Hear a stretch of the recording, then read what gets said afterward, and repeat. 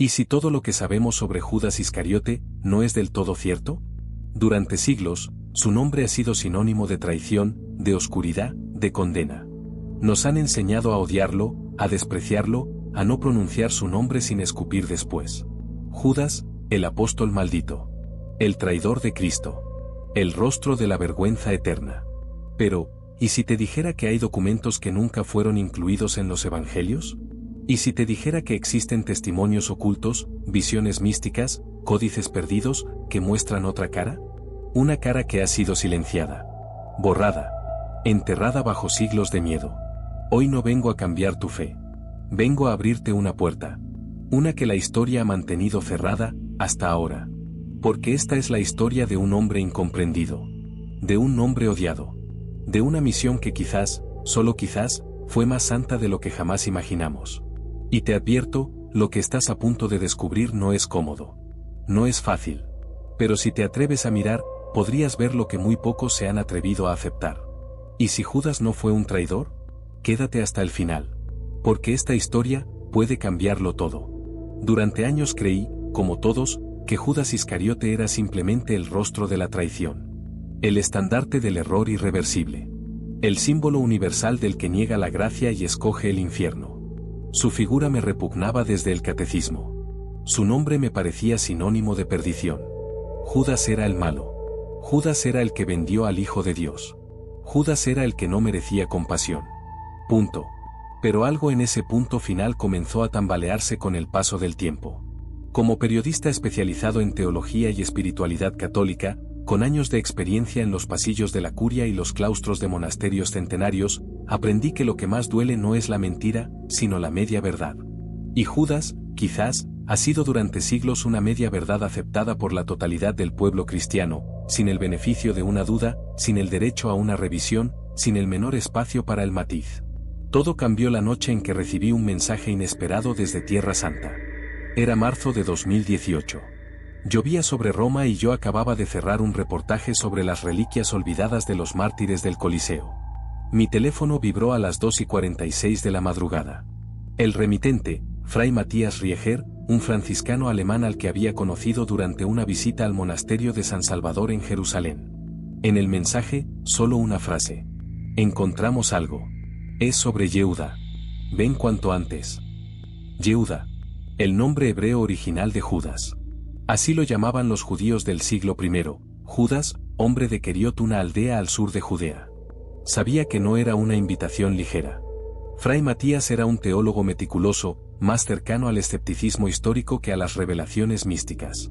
Si él decía que habían encontrado algo, no podía ser una exageración. Volé a Jerusalén 2 días después. El ambiente en el monasterio era tenso, casi sacramental. Me condujeron por una escalera de piedra hasta una habitación sellada que, según me explicaron, no se había abierto en más de 400 años. Había estado oculta detrás de una pared falsa, descubierta por accidente durante unas obras de restauración. Dentro, el aire era seco, cargado de polvo y silencio. En una caja de madera forrada con tela roja, había un pequeño pergamino enrollado y protegido por una cápsula de bronce. Se había conservado por siglos, oculto, bajo una inscripción latina grabada con precisión. Testimonio del silencio, voz de Judas. Me permitieron leerlo allí mismo, bajo la vigilancia de Fray Matías y otros 2 frailes. El texto estaba en arameo antiguo, con algunas expresiones del hebreo bíblico. No era largo, pero su contenido me dejó helado. Era un relato en primera persona. Una confesión. Y comenzaba así. Esta es mi palabra. No para que me crean, sino para que sepan. No busco redención, pues ya fui juzgado. Solo deseo que se conozca lo que no se dijo. Yo, Simón, hice lo que me fue pedido. Y lo hice por obediencia, no por odio. Él sabía. Y yo también. Se me erizó la piel. Aquel fragmento era una bomba. Judas, según este texto, no habría actuado por traición, sino por obediencia. ¿Obediencia a quién? Al mismo Jesús. Pasé los siguientes días revisando con Fray Matías el contexto histórico y filológico del manuscrito. Era real. La tinta, el estilo de escritura, los materiales, todo coincidía con documentos del siglo I. A pesar de su antigüedad, el texto se mantenía sorprendentemente claro. Y lo más desconcertante, su teología era profundamente coherente con la mística del sacrificio de Cristo. Según el documento, Jesús habría revelado a Judas, en una conversación secreta al anochecer del martes santo, que su entrega era necesaria. No como traición, sino como cumplimiento. Ninguno de los otros lo haría, habría dicho Jesús. Porque ninguno querría cargar con la vergüenza de ser odiado. Judas, según este manuscrito, aceptó. No con alegría, no con orgullo, sino con una tristeza inmensa. Y con una obediencia radical. El documento lo narra así. Él me miró. No con temor, sino con ternura. Me dijo, tu acto no será entendido. Tu nombre será maldito. Pero tú sabrás. Y yo sabré. Y eso basta. Yo lloré. Pero dije sí. Esa frase quedó grabada a fuego en mí, pero dije sí. ¿Podía ser posible? ¿Había existido un sí desconocido dentro del relato evangélico? ¿Había habido un segundo fiat oculto, paralelo al de María, igual de necesario, pero opuesto en destino? Decidí investigar a fondo. Tenía que rastrear todas las posibles evidencias arqueológicas y místicas que pudieran dar soporte o contexto a lo que acababa de leer. Y así comenzó un viaje que me llevaría por 5 países, más de una docena de monasterios, y a las puertas de secretos que nunca pensé que alguien me dejaría ver. Pero antes de continuar, debo hacer una advertencia. Este relato no es cómodo. No es fácil de asimilar para quien siempre ha visto a Judas como un símbolo de la oscuridad.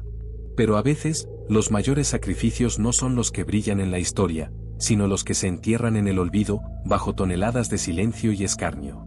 Y quizá, solo quizá, Judas fue uno de ellos. Habían pasado apenas 3 semanas desde que regresé a Roma con una copia digital del manuscrito de Jerusalén cuando recibí un segundo mensaje. Esta vez venía desde el sur de Italia.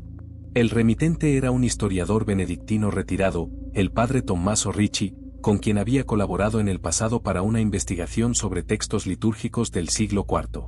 En su carta, escueta como la de Fray Matías, solo decía: tengo algo que puede confirmar lo de Judas. Está en Calabria. Y no debe salir de aquí. No me lo pensé 2 veces. Tomé un tren esa misma tarde. Viajé durante toda la noche, con el manuscrito en la cabeza, repasando cada palabra, cada matiz. Pensaba en aquella frase, tu nombre será maldito, pero tú sabrás. Pensaba en el Judas que lloró. En el Judas que obedeció. En el Judas que tal vez nunca fue entendido. Y me preguntaba si la Iglesia, al silenciar esta posibilidad durante siglos, había preferido preservar la narrativa del traidor, sin atreverse a mirar el misterio que podía haber detrás.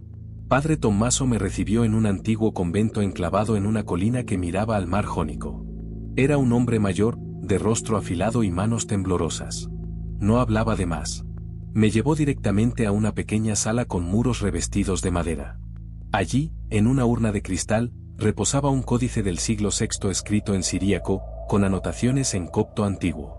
Lo habían encontrado hacía años durante unas excavaciones en un antiguo eremitorio. Nadie le había prestado mayor atención, hasta que él, casualmente, detectó un pasaje que mencionaba a Yehuda no como el que entregó, sino como el que fue enviado a cumplir lo anunciado. Era solo un párrafo, pero suficiente para abrir una grieta.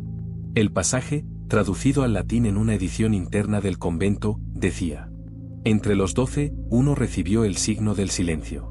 A él se le confió lo que no podía ser dicho en voz alta. El cordero debía ser entregado, pero ninguno quiso mancharse las manos. Y entonces, uno aceptó. Uno aceptó.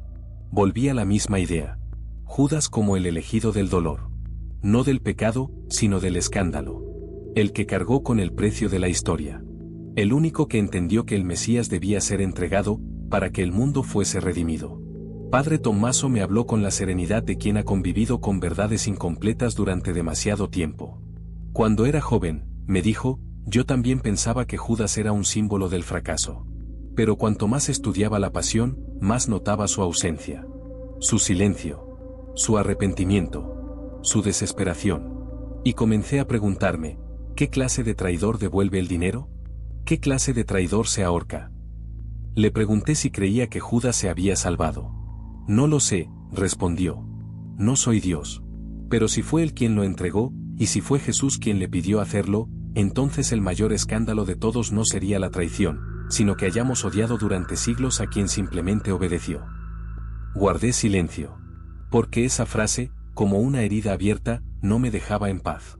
Desde que había leído el manuscrito de Jerusalén, algo había cambiado en mí.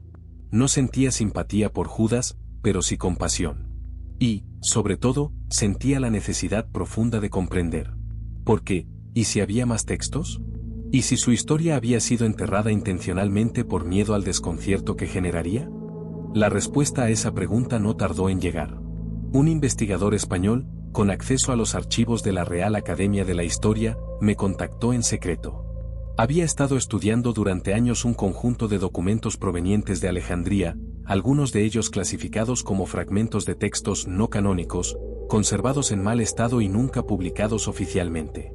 Uno de esos fragmentos, redactado en copto griego, contenía un pasaje que me paralizó. Y antes de la cena, lo llamó aparte, y le dijo: harás lo que ninguno querrá. Y tu cruz será sin clavos. Te odiarán por siglos, pero yo te miraré desde la gloria. Porque sin el gesto de la noche, no vendrá el día. El gesto de la noche. Una frase tan poética como teológica.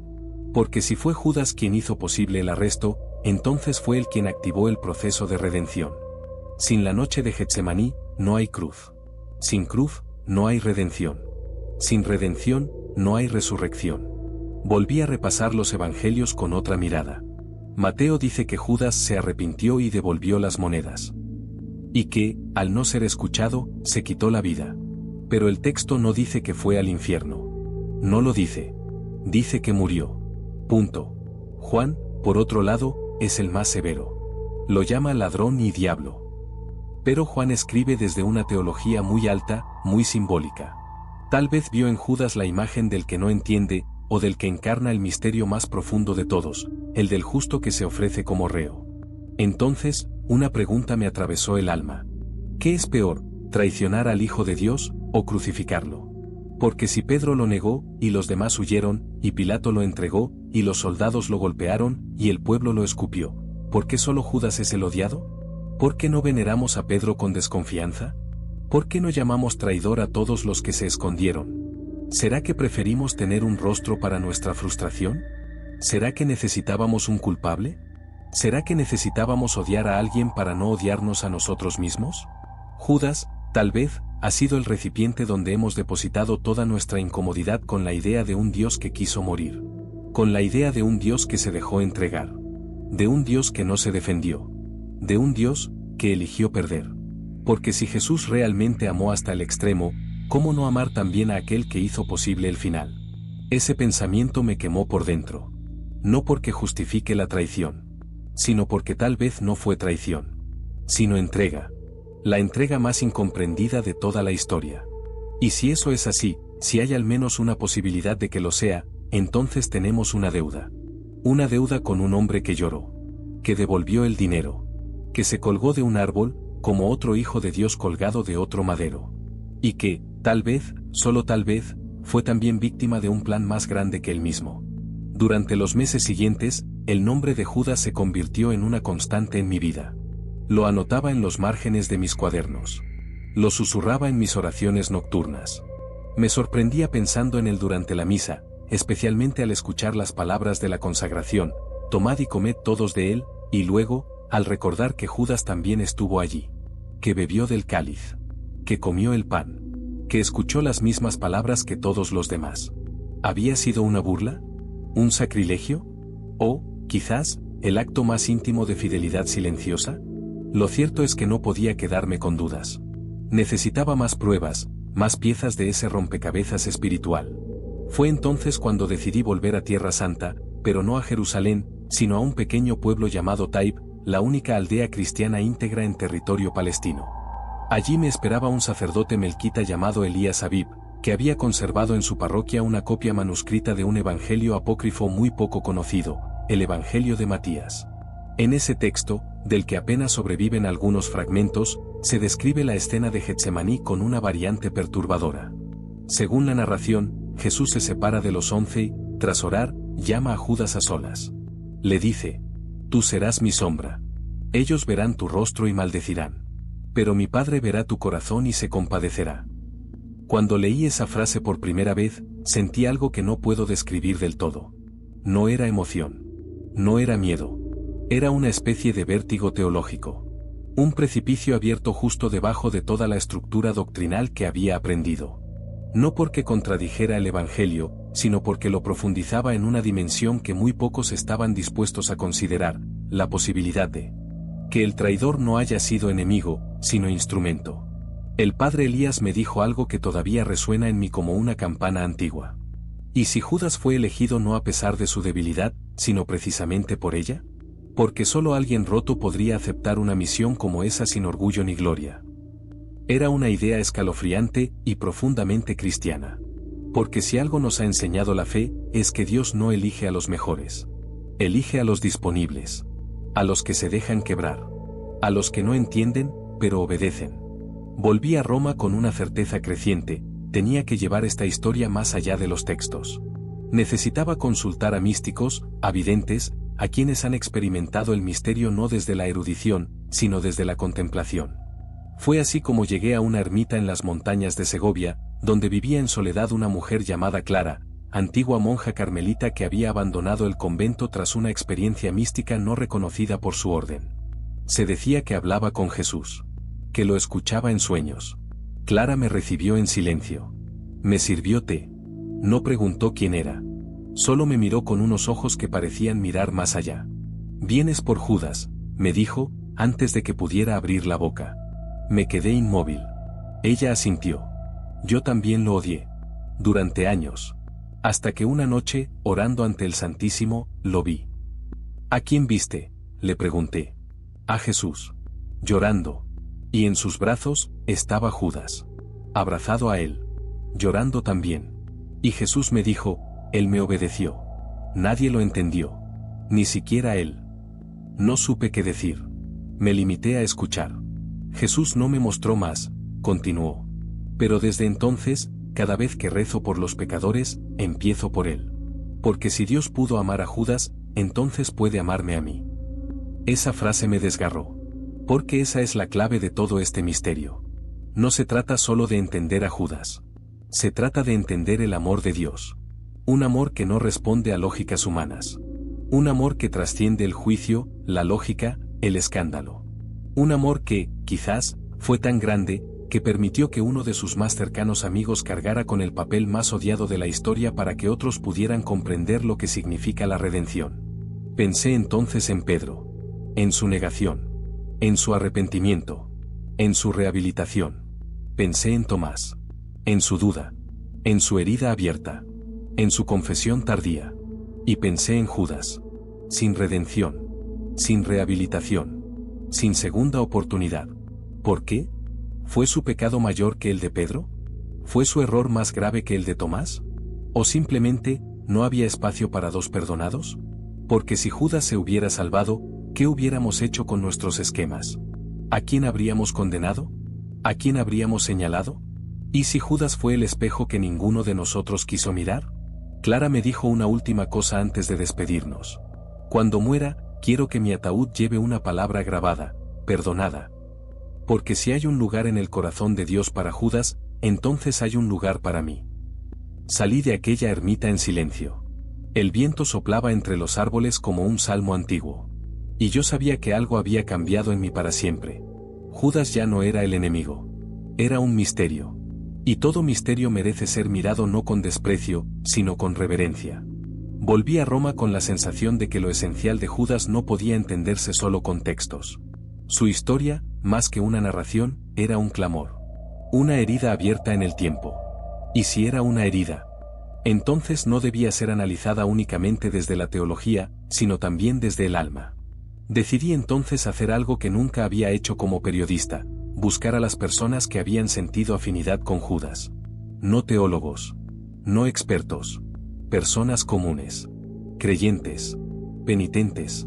Hombres y mujeres que, por algún motivo, se habían sentido cerca de esa figura maldita. Lo que encontré me dejó sin palabras. La primera fue una joven llamada María Teresa. La conocí durante un retiro de Cuaresma en el santuario de Lourdes. Al final de una charla sobre la misericordia divina, se me acercó con los ojos llorosos. Me dijo: Gracias por decir lo que yo no me atrevía a pensar. Le pregunté a qué se refería. Me contó su historia. Había intentado suicidarse 2 años antes. No por falta de fe, sino por exceso de culpa. Se sentía indigna. Había cometido errores, pecados que la consumían por dentro. Nadie lo sabía. Todo lo llevaba en secreto. Y entonces, una noche, con pastillas en la mano, abrió el Evangelio y leyó la escena del ahorcamiento de Judas. Por primera vez no lo odié, me dijo. Por primera vez lo comprendí. Porque yo también quería morir no por maldad, sino por desesperación. Porque no veía salida. Porque sentía que ya no era perdonable. Aquel día, no se suicidó. En su lugar, comenzó a rezar por Judas. Cada noche. Como si, al rezar por él, también pidiera por sí misma. Me quedé en silencio. Porque esa historia decía más sobre la naturaleza humana y la misericordia divina que cualquier tratado de dogmática. La segunda fue un hombre. Miguel Ángel, 62 años, antiguo seminarista, ahora trabajador social. Nos conocimos en Salamanca, en una charla sobre los apóstoles olvidados. Durante la cena, me habló con franqueza. Yo amaba a Jesús con locura, dijo. Pero cometí un error. Uno muy grave. Fui infiel. No a la iglesia. A mí mismo. A mi vocación. Me enamoré. Abandoné el seminario. Y durante años me odié por eso. Me escondí de Dios. Pensaba que ya no era digno. Una noche, en una iglesia vacía, se sentó frente al sagrario. Y le dijo a Jesús, ¿quién soy yo ahora? En su mente vino una palabra. No una frase. Una sola palabra, Judas. Pero no como condena, sino como espejo. Sentí, me explicó, que Jesús me decía, aún tú. Incluso tú. Y desde entonces lo entendí, no hay pecado más fuerte que el amor de Dios. No pude evitar pensar en una homilía que escuché una vez en Asís, en la tumba de San Francisco. El fraile dijo, Dios no elige a los puros, purifica a los elegidos. Tal vez eso también aplica a Judas. Tal vez no fue el puro, pero tal vez fue el elegido. Un elegido para una misión espantosa, inhumana, divina. Pero ¿por qué entonces nadie lo defendió? ¿Por qué los padres de la Iglesia fueron tan severos? ¿Por qué no hay ni un solo santo que haya osado hablar bien de él? Volví a los archivos. Leí a Orígenes, a Tertuliano, a Jerónimo, a Ambrosio. Todos lo condenaban. Todos repetían que su alma se perdió. Pero en cada línea encontré una sombra de incertidumbre. Nadie lo dijo con autoridad divina. Nadie lo afirmó con la seguridad de un dogma. Era como si todos sospecharan, pero nadie se atreviera. La única excepción fue San Agustín, quien escribió en una carta: el misterio de Judas no debe ser juzgado por el número de monedas, sino por el silencio de quien lo eligió. Esa frase fue ignorada durante siglos. Como lo fue Judas. Como lo fue su silencio. Porque ese es otro punto esencial. Judas no se defiende. No escribe. No argumenta. No deja memorias. Solo un gesto final, colgarse. Y ese gesto, terrible, definitivo, ha sido interpretado como la prueba de su condena. Pero, ¿y si no? ¿Y si fue la expresión de una culpa insoportable?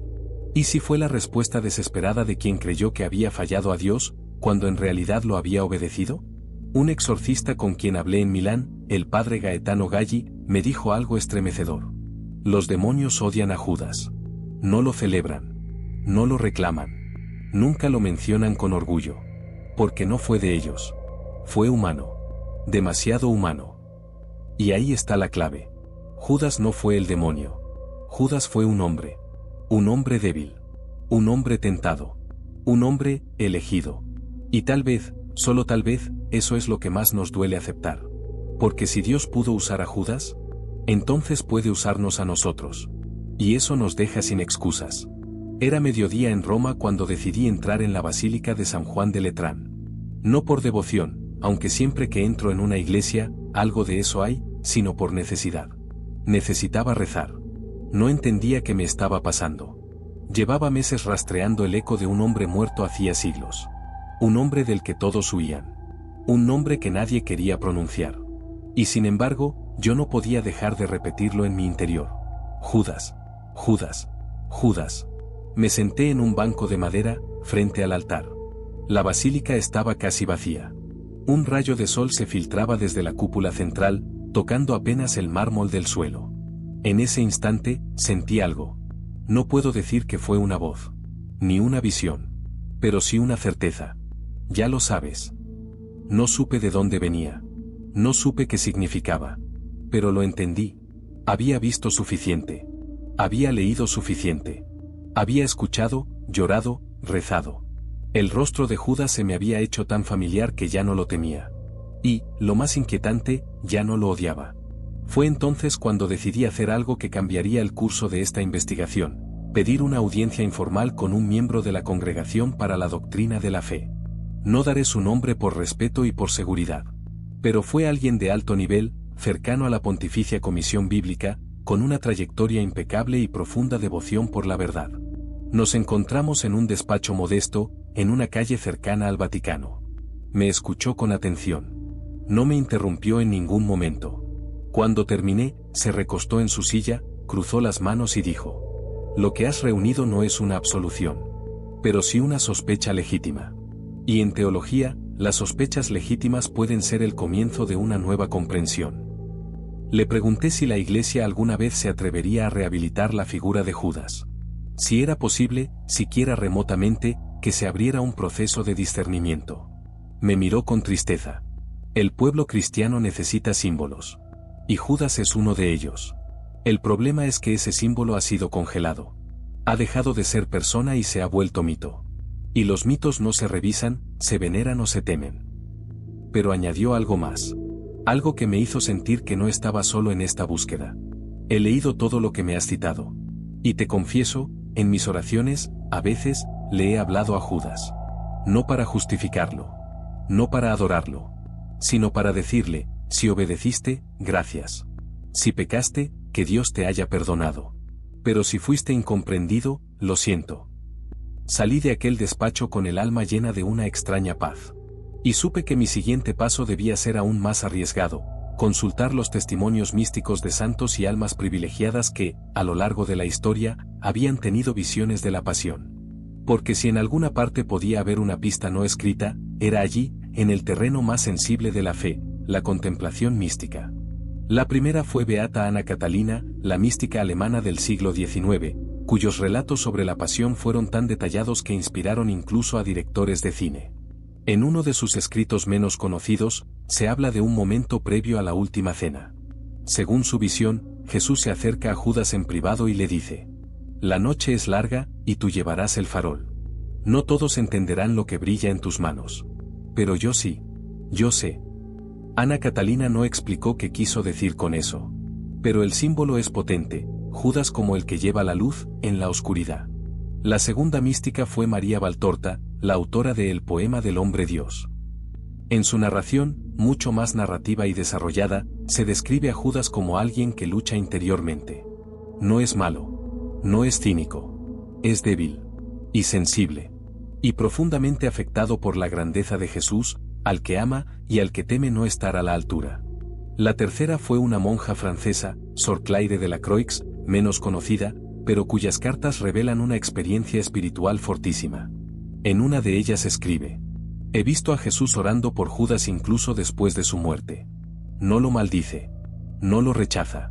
Llora por él. Como quien ha perdido a un amigo en una guerra necesaria. Y entonces todo encajó. Tal vez Judas no fue un mártir. Tal vez no fue un héroe secreto. Tal vez no fue un traidor tampoco. Tal vez, simplemente fue un hombre elegido para un papel que nadie quiso. Un papel que destroza. Que humilla. Que condena, aunque uno no haya querido. Me acordé entonces de una frase de Santa Teresita del Niño Jesús. Si supiera que en el infierno hay un alma que sufre sin amor, moriría de pena. Pero confío en que Dios es más justo que nosotros. ¿Y si esa alma fuera Judas? ¿Y si el infierno, como lo describe Dante, está reservado para los que no se arrepienten?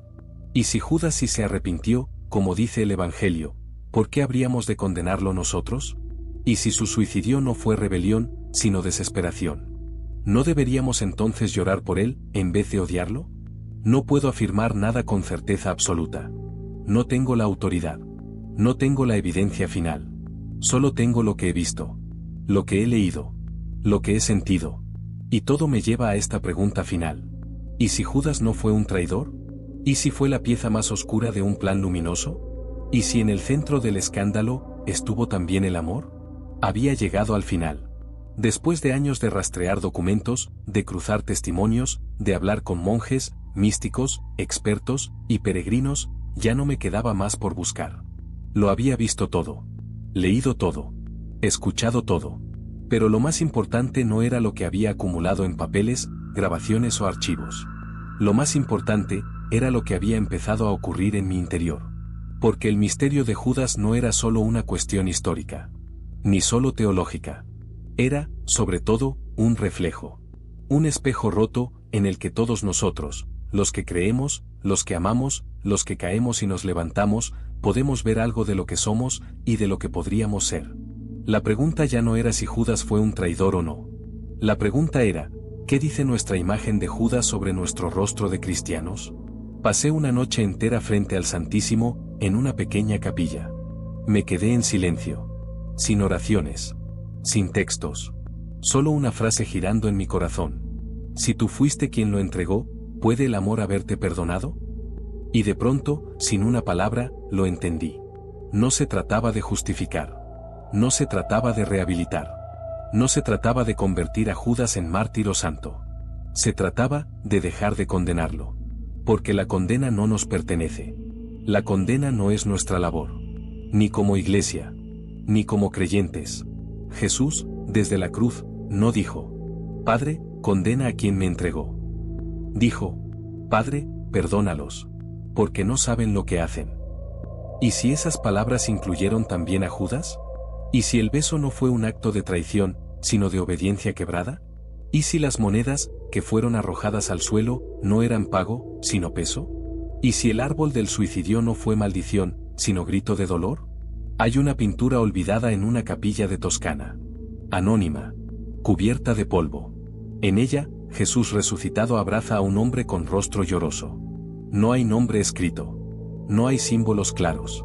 Pero el artista, según una nota marginal, lo tituló: La última reconciliación. Muchos creen que es Pedro. Otros dicen que es el alma de Adán. Pero cuando estuve allí, frente a la pintura, supe sin dudas a quién representaba. Era Judas.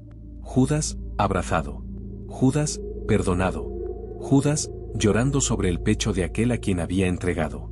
No hay dogma que afirme eso. No hay texto que lo pruebe. Pero hay un eco. Una posibilidad. Una grieta abierta en el muro de siglos. Y si Dios permitió esa grieta, ¿quiénes somos nosotros para taparla? He escrito este testimonio no para convencerte. Lo he escrito para que te hagas preguntas. Para que, al igual que yo, te atrevas a mirar a Judas no solo como el rostro del mal, sino como el abismo donde puede resonar el amor más inexplicable de Dios. El amor que no necesita entender para abrazar. El amor que no exige explicación para extender la mano. El amor que, incluso en la traición, puede encontrar una semilla de obediencia. Judas Iscariote no será canonizado. No lo veremos en los altares. Pero quizás, en el misterio insondable del juicio divino, un día descubramos que la historia fue más compleja de lo que nos atrevimos a aceptar. Y entonces, cuando el velo se corra del todo, quizás oigamos una frase que nadie esperaba. Bienaventurados los incomprendidos. Porque en ellos también se reveló el amor.